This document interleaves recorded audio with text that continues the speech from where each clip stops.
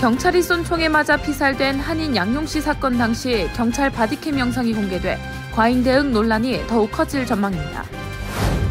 뇌우를 동반한 강력 폭풍이 텍사스 남동부 지역을 강타해 최소 4명이 숨졌으며 중국에서도 최소 2명이 사망했습니다.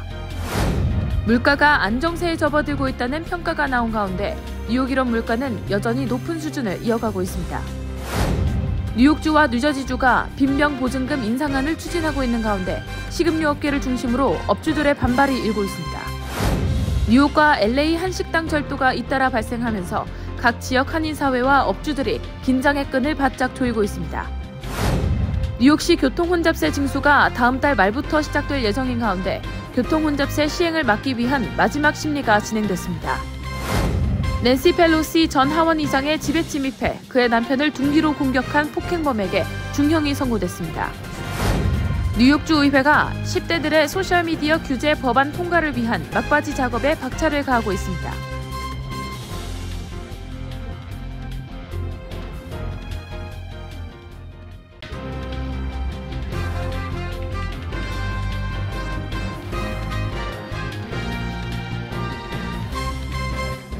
여러분 안녕하십니까? KBTV 뉴스9 이창원입니다. 경찰이 쏜 총에 맞아 피살된 한인 양용씨 사건과 관련해 당시 정황이 담긴 경찰의 바디캠 영상이 공개됐습니다. 사건이 발생한 지 2주일 만인데요. LA 경찰국은 최소 3명 이상 경관의 바디캠을 통해 현장 상황을 다각도로 보여줬으며 9일 신고 녹취록까지 함께 공개했습니다. 경찰의 과잉 대응 여부에 대한 논란은 더욱 커질 것으로 보입니다. 오늘의 첫 번째 소식 기러미 기자가 전해드립니다.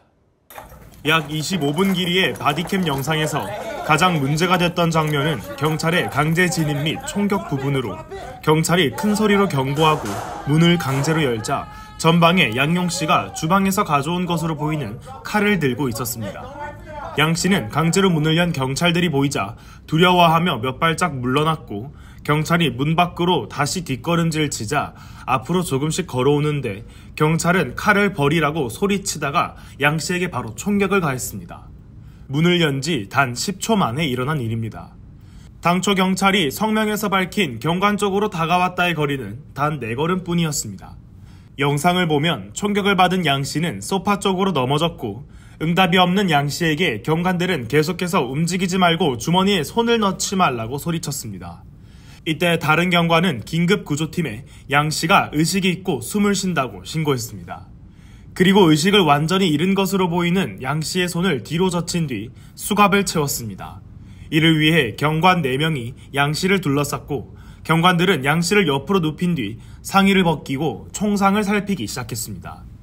이때까지도 한 경관은 그는 괜찮다고 말했지만 양 씨는 가슴에 2발, 복부에 1발의 총상을 입고 사망했습니다. 논란이 되어온 경찰의 과잉 대응 여부를 가릴 수 있는 중요 증거인 바디캠 영상에서는 그동안 경찰의 주장처럼 양 씨가 칼을 들고 있었다는 부분은 확인됐지만 총격 당시 양 씨가 경관들에게 직접적인 위협이 될 만큼 돌진하는 등의 움직임이 없었고 총격 경관이 아파트 문 밖에서 발포한 점 그리고 총격을 받고 이미 쓰러진 양 씨에게 경관들이 즉각 응급처치를 하지 않은 채 수갑을 채우는 등 충격적인 장면들이 포함돼 있어 경찰 총격의 정당성에 대한 논란이 더 커질 것으로 예상됩니다. 당시 양 씨가 문을 여는 것을 거부했음에도 경관들은 강제로 문을 열고 진입한 것은 예상된 충돌 상황을 촉발한 원인이 됐으며 현장에 있던 슈퍼바이저는 치료를 받기 위해 강제로 나오게 할 수는 없다고 말했습니다. 이는 정신질환자에 대한 대응 규정이 없음을 보여주는 대목입니다. 이에 더해 이번 바디캠 영상은 양용 씨 총격 부위를 확인한 이후 장면은 담겨 있지 않았고 이후 양용 씨가 어떻게 다뤄졌고 경찰들이 어떻게 행동했는지 현장 보존은 제대로 이루어졌는지 의료진은 언제 도착했는지 등은 이날 관련 기록이 전혀 공개되지 않았습니다. LAPD 수사관은 현장에서 11인치 길이의 주방용 칼을 회수했으며 마약도 발견돼 추가 증거로 수집됐다고 밝혔지만 경찰 총격 당위성은 합리화될 수 없을 것으로 보입니다. KBTV 뉴스 길려맨입니다. 최대 시속 160km에 달하는 네오 동반 강력 폭풍이 이달 들어 2번째로 텍사스 남동부를 강타해 최소 4명이 숨졌습니다. 중국에서도 최소 2명이 사망했습니다. 김은지 기자의 보도입니다. 어제 텍사스 일대를 휩쓴 시속 160km의 돌풍은 호텔과 사무실 등 고층 건물의 창문들을 날렸습니다. 산산조각난 수백 개의 창문 유리 조각이 거리에 흩어져 있고 송전탑이 무너지면서 휴스턴 지역 90만 가구와 사업체들에 대한 전력 공급이 끊겼습니다. 거리는 물에 잠기고 나무와 크레인이 쓰러지면서 최소 4명이 사망했습니다. 존 휘트마이어 휴스턴 시장은 강력한 이번 돌풍이 2008년 허리케인 아이크를 연상시킨다고 말했습니다. 이어 폭풍으로 신호등이 꺼졌고 다운타운은 엉망진창이 됐다며 필수 직종이 아니면 집에 머물고 출근하지 말라고 촉구했습니다. 내일까지 휴스턴 지역 274개 교 약 40만 명의 학생들을 위한 수업도 취소됐습니다. 휴스턴과 동쪽 지역에는 오늘까지도 홍수주의보와 경고가 유지되고 있습니다. 멕시코만 해안주들은 토네이도와 큰 우박, 파괴적인 바람과 함께 산발적이고 심한 뇌우를 경험할 수 있으며 국립기상청은 루이지애나 동부 일대에 폭우 및 홍수주의보를 발령했습니다. 루이지애나주에도 21만 5천 명 이상 주민들의 전력 공급이 끊겼습니다. 한편 지난 14일 중국 허난성 일대에도 시속 140km에 육박하는 국지성 돌풍이 강타했습니다. 한 영상에는 야외에서 밥을 먹고 있던 두 남성이 강풍이 불어오자 바람에 휩쓸려가는 모습이 포착됐습니다. 가로등이 쓰러지면서 자전거를 타고 있던 남성이 또 길을 걷던 행인 등이 숨지는 등 사고가 발생했습니다. 텍사스와 유사하게 아파트 창문이 통째로 뜯겨나가고 주차된 차량들이 콘크리트에 깔려 뭉개지거나 담벼락이 무너지기도 했습니다. KBTV 뉴스 김은지입니다. 소비자 물가 상승률이 소폭 완화하면서 물가가 안정세에 접어들고 있다는 평가가 나온 가운데 뉴욕 일원 물가는 여전히 높은 수준을 이어가고 있습니다. 뉴욕 일원 물가 상승률은 최근 1년간 가장 높은 수준을 보이고 있습니다. 물가가 여전히 높은 곳들의 경우 주택과 유틸리티 비용이 높은 것이 원인으로 꼽혔습니다. 전장 기자가 전해드립니다. 노동부가 발표한 뉴욕, 뉴악, 저지시티 등 뉴욕 일원의 지난달 소비자 물가 상승률은 지난해 같은 기간보다 3.8% 올랐습니다. 2달 연속 상승세를 이어가는 것이며 뉴욕 일원 물가 상승률은 최근 1년 동안 가장 높은 수준이기도 합니다.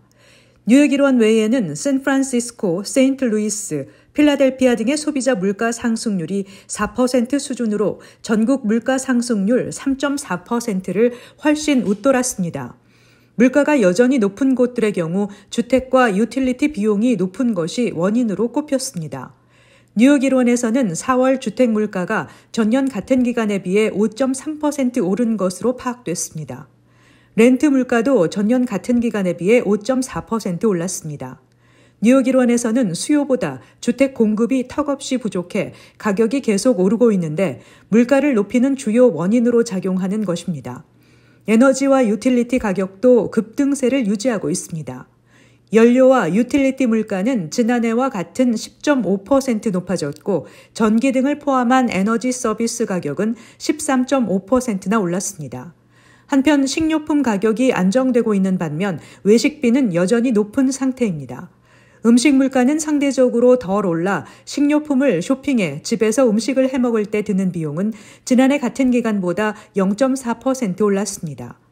식료품 가격이 오랜 기간에 상승해서 끝을 보이고 있는 모습입니다. 전국적으로 이 기간 동안 햄, 치즈, 생선과 해산물, 감자, 커피, 우유, 쌀 등 일부 품목의 가격은 하락했습니다.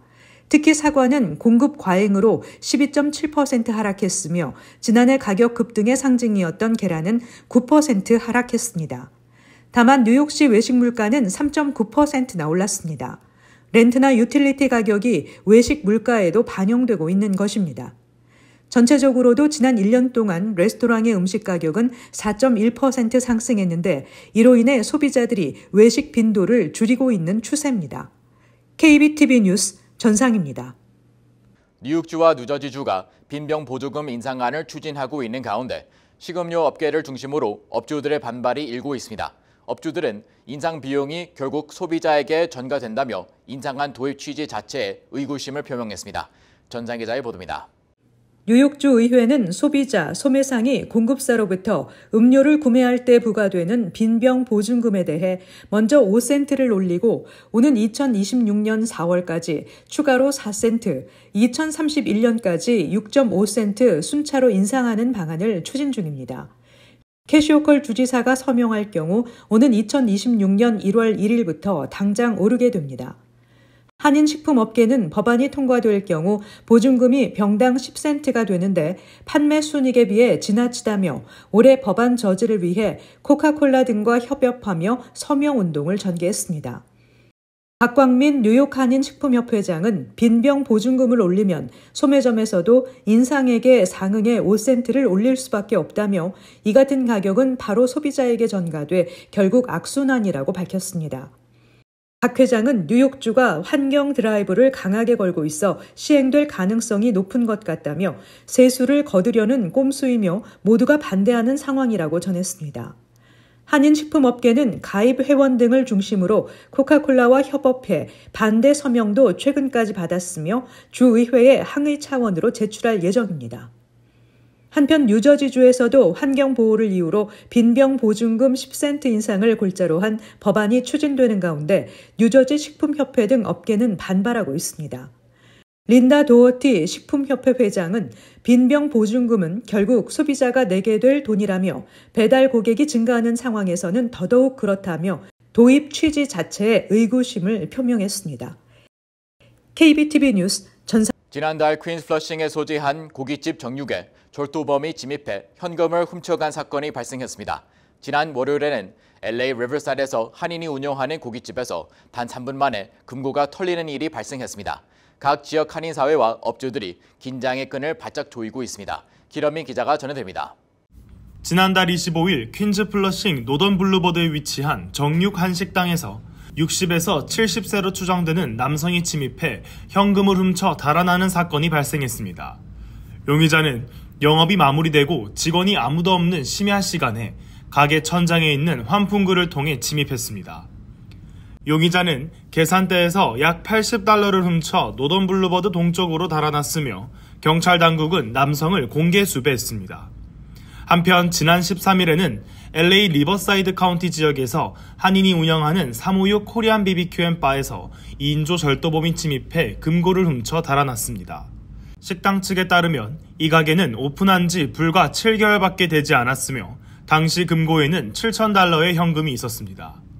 이들 역시 야심한 시각인 새벽 2시경에 범행을 저질렀고 유리 정문을 쇠막대 같은 것으로 부순 뒤 침입했습니다. 가게 매니저 데니얼 심씨는 보안 카메라를 보면 금고를 들고 달아나기까지 3분이 채 안 걸렸다며 용의자들이 금고의 위치를 정확히 알고 있었다고 추정했습니다. KBTV 뉴스 길련민입니다. 뉴욕시 교통혼잡세 징수가 다음 달 말부터 시작될 예정인 가운데 교통혼잡세 시행을 막기 위한 마지막 심리가 진행됐습니다. 자세한 소식 김은지 기자가 전해드립니다. 다음 달 30일부터 뉴욕시 맨해튼 60스트리트 남단으로 진입하는 차량에 대해 환경오염 및 교통정체에 대한 비용을 부과하는 교통혼잡세가 시행될 예정인 가운데 오늘 이를 막기 위한 연방법원의 마지막 심리가 진행됐습니다.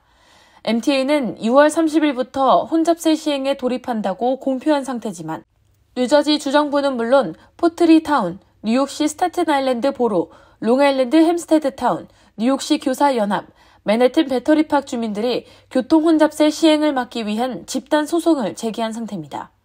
이제 MTA가 확정한 혼잡세 요금 등에 대해 연방정부 차원에서 지난해 제출된 환경 영향평가 내용에 부합하는지 여부를 확인하면 시행일이 최종 결정됩니다. 이에 맨해튼 지법은 혼잡세 시행에 제동을 걸고 있는 뉴욕시 공립학교 교사연합과 공화당 관리 및 뉴욕 주민들의 집단 소송을 검토하고 있습니다. 특히 반대 입장을 보이며 소송을 제기한 대다수의 케이스가 교통 혼잡세는 맨해튼의 교통체증과 대기질만 개선할 수 있을 뿐 결국 혼잡세를 지불하지 않기 위해 다른 지역으로 우회하는 차량이 늘면서 문제가 다른 지역으로 전가될 뿐이라고 반발하고 있습니다.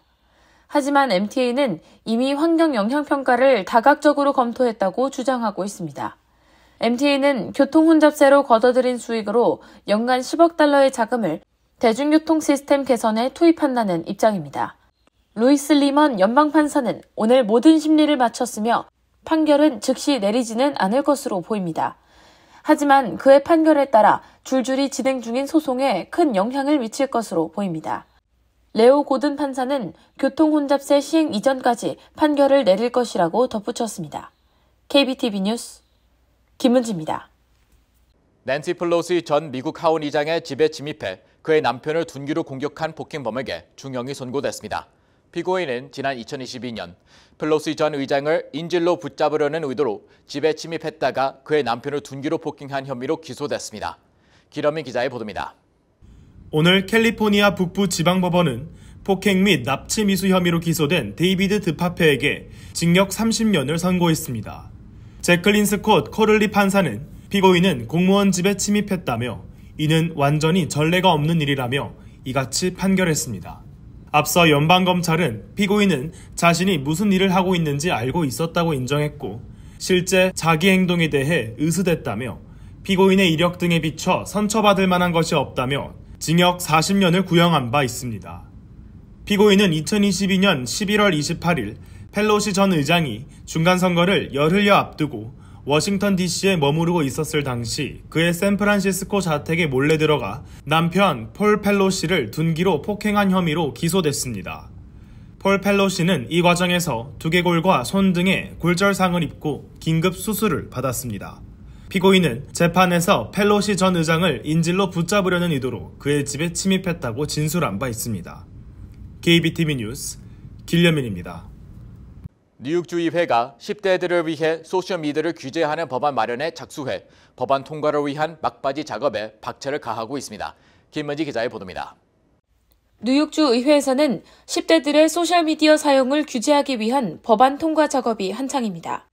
일부 전문가들은 주정부 차원에서 어린이들의 소셜미디어 사용을 규제하는 것이 과도하다고 비판하는 목소리도 있지만 대다수가 이제는 청소년 및 아동 보호에 적극적으로 나서야 할 때라고 촉구하고 있습니다.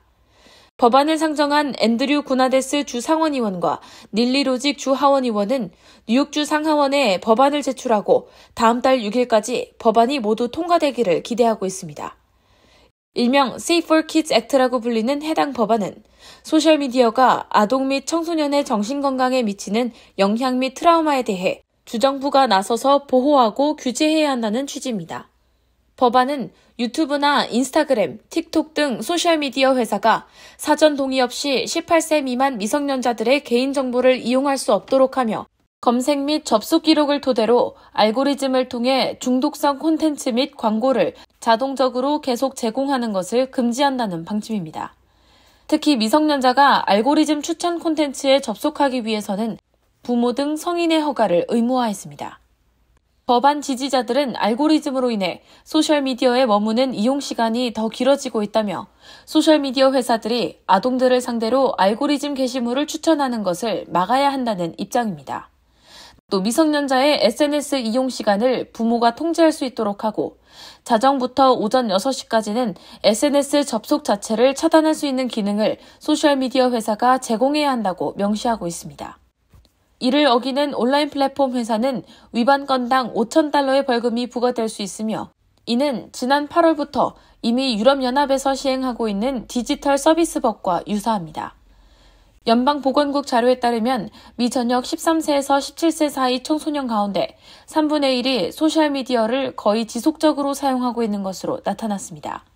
보건국은 부모 및 국회의원과 소셜미디어 회사 모두가 미디어 사용 중독에 대해 인식하고 대책 마련에 나서야 한다고 촉구했습니다. KBTV 뉴스 김은지입니다. 2년 넘게 뉴욕시 중소기업 서비스국을 운영해온 케빈 김 국장이 사임한다고 발표했습니다. 김 국장은 뉴욕시 중소기업 서비스국 최초의 한인 국장으로 지난 2년 동안 뉴욕시에 2만 개가 넘는 중소기업을 돕는 일을 해왔습니다.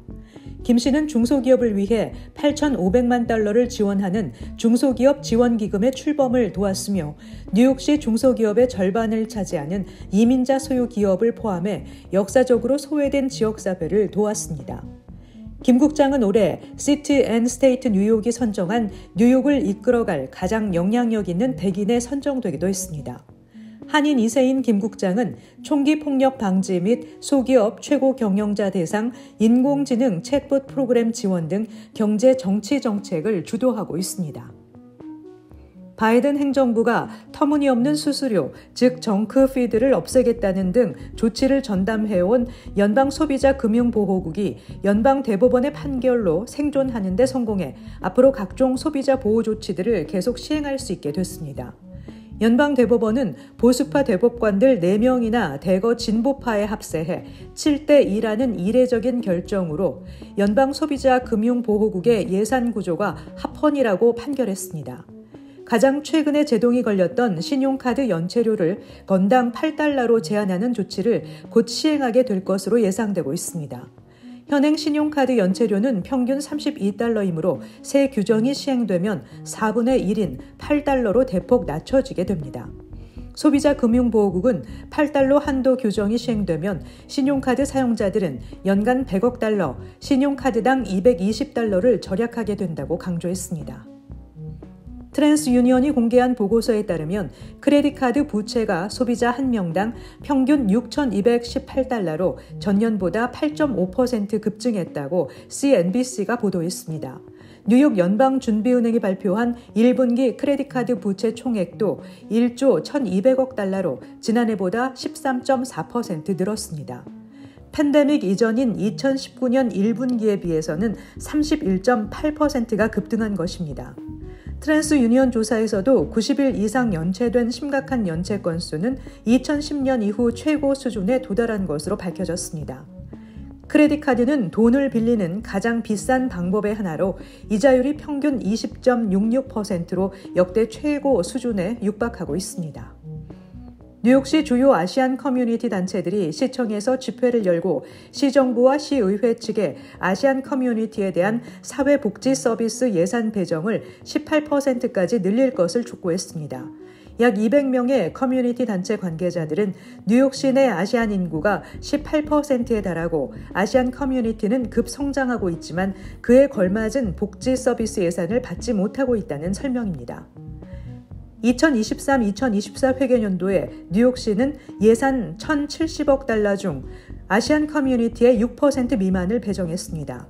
이에 따라 이날 집회 참가자들은 아시안 커뮤니티 단체 운영 지원 $750만, 소셜 서비스 $750만, 의료와 보건정책 지원 $400만 등 예산을 늘려달라고 강조했습니다. 이날 집회에는 한인단체 중에서 민권센터, 뉴욕 가정상담소, 시민참여센터 등이 참가했습니다. 잠시 후 커뮤니티 브리핑을 전해드립니다.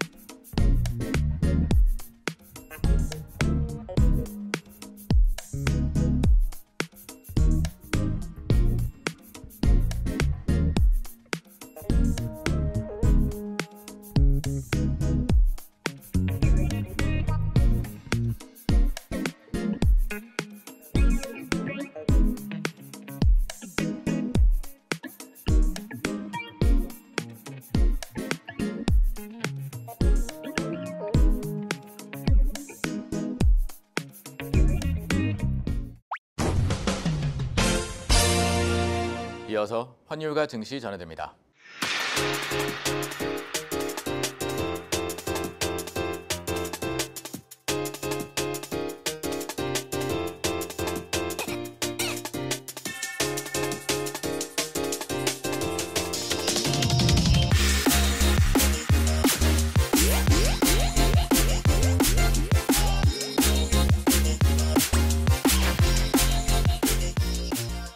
잠시 후 뉴욕과 뉴저지 날씨 전해드립니다.